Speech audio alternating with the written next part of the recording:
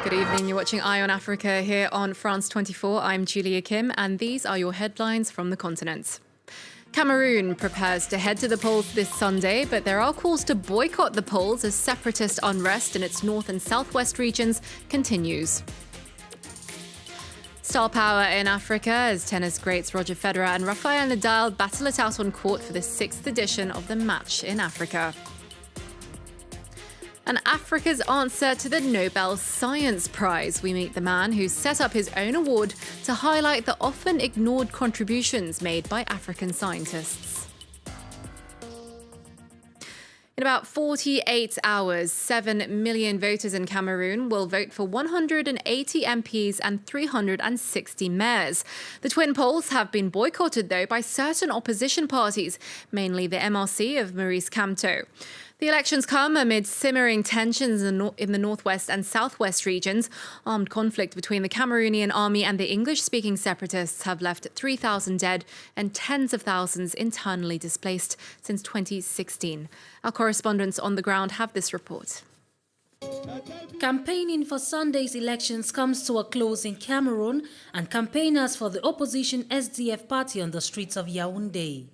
Emmanuel Ntonga, who's vying for a seat in parliament, meets with potential voters.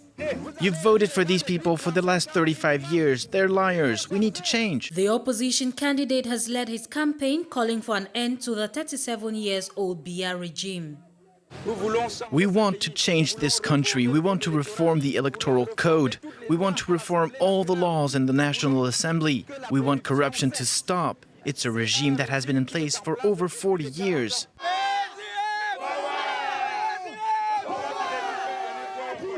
Several kilometers away, a more festive campaign atmosphere.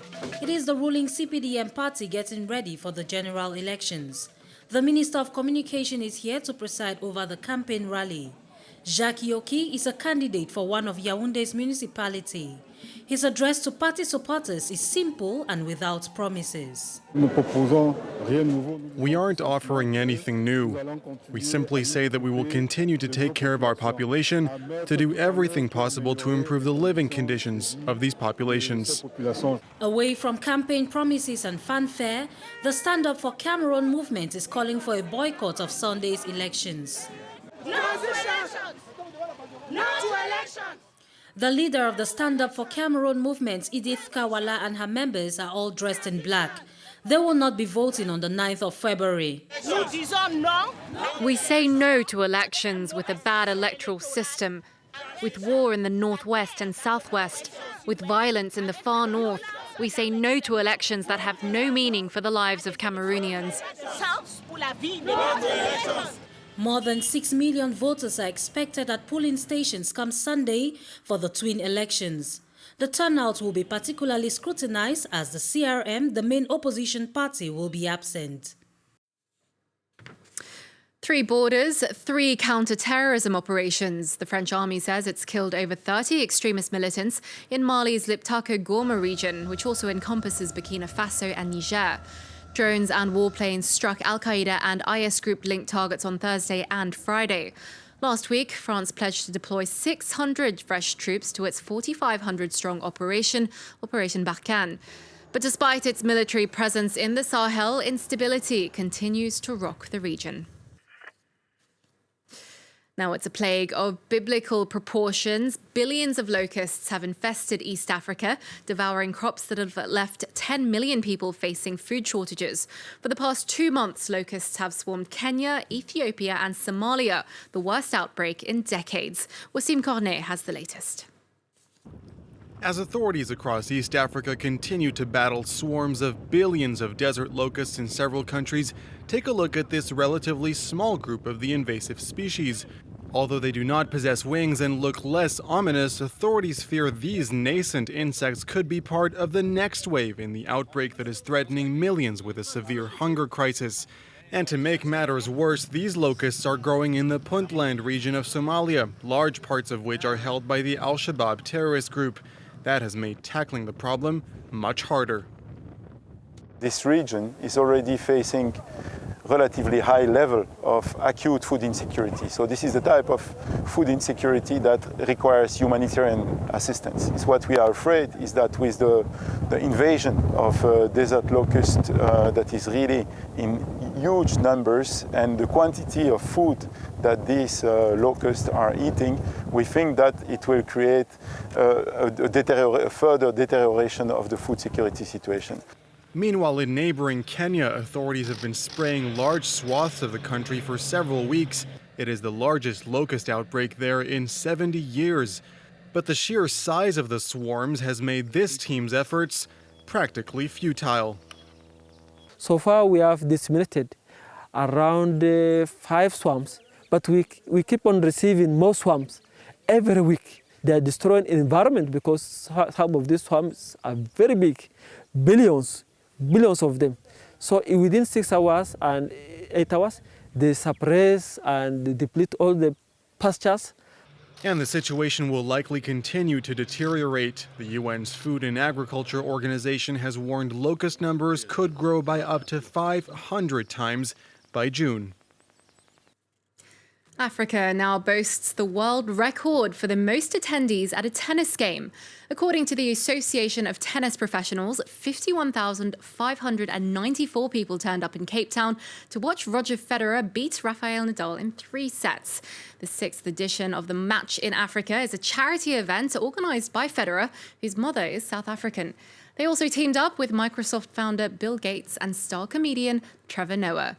Proceeds from the match go towards supporting children's education in Africa. France 24's Sam Bradpiece is there for us. An exhilarating evening of tennis. 2 of the world's greatest players ever to grace the court, Roger Federer and Rafael Nadal, going head-to-head in a match which may not go down in the history books, in the sporting history books at least, but it's certainly for a very good cause. This 50,000 capacity stadium is full to the rafters, with fans anxious to see these 2 icons go head-to-head. And all of the proceeds, of course, go to the Federer Foundation, an educational charity which has already poured $52 million into educational projects in southern Africa, into preschools and into schools. So it really is about more than tennis here this evening. The crowd are loving it, we're loving it. Now the question, why are there no African Nobel laureates in the field of science? It's a question our guest tonight has been asking, and in response he set up his own award, the Kifra Prize. Its aim is to reward African researchers in science, mathematics and technology. The very first recipients will be honoured at a ceremony in Nairobi, Kenya on the 10th of March. Well, let's welcome to France 24 today, Thierry Zomaun, chairman of the Kifra Prize and president of the Next Einstein Forum. Thank you, Julia. Thanks for being with us today. Thank you. I just wanted to ask you, let's go back to that original question. Why are there no African winners of the Nobel Science Prize? Well, there are many reasons. We know the reasons. Colonization has been there, bad policies in the aftermath of the 60th, after the independence in Africa. But what we are trying to do now is to do justice to Africa. If I ask you very quickly to name a few or 5 great African scientists, you might find the task daunting.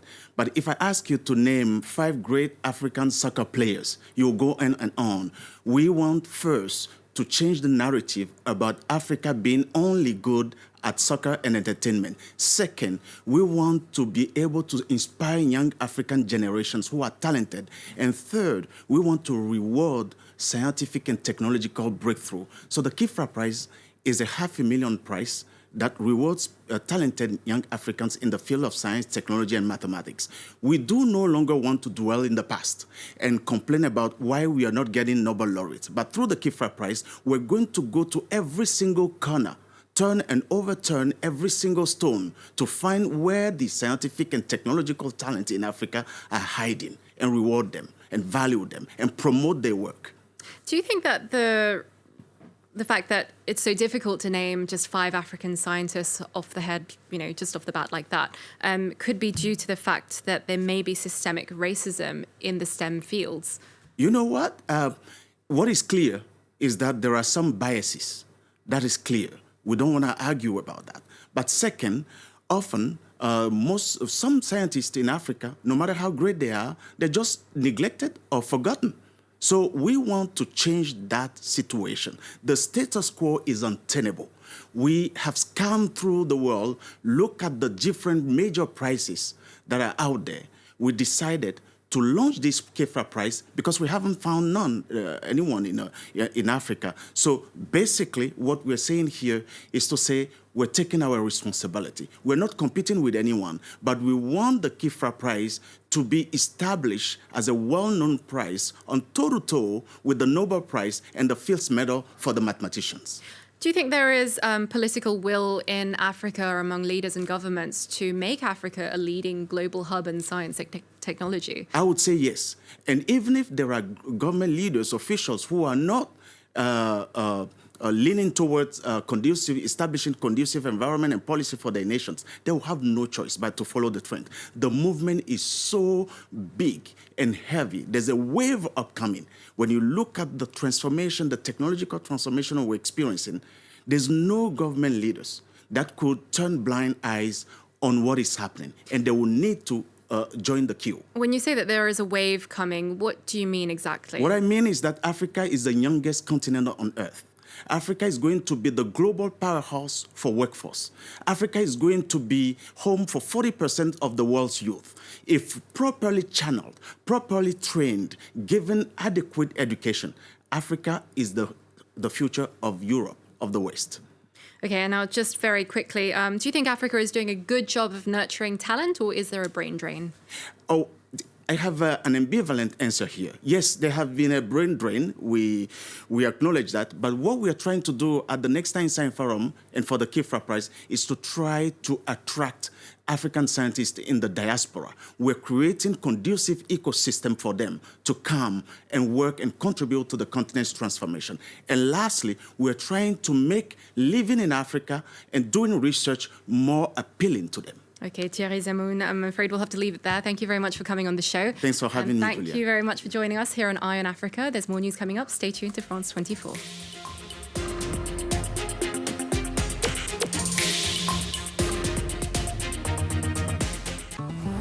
Hello, I'm Annette Young, the host of the 51%, and in this week's special edition, we're coming to you from Dakar in Senegal. In the last decade, tens of millions of young African women have taken up modern contraception. But in many countries such as this one, sex outside of marriage is still very much taboo, making the fight for reproductive rights that much more difficult. We're going to be meeting the people, however, who are determined to get the message across. The 51%, presented by Annette Young on France 24 and France24.com.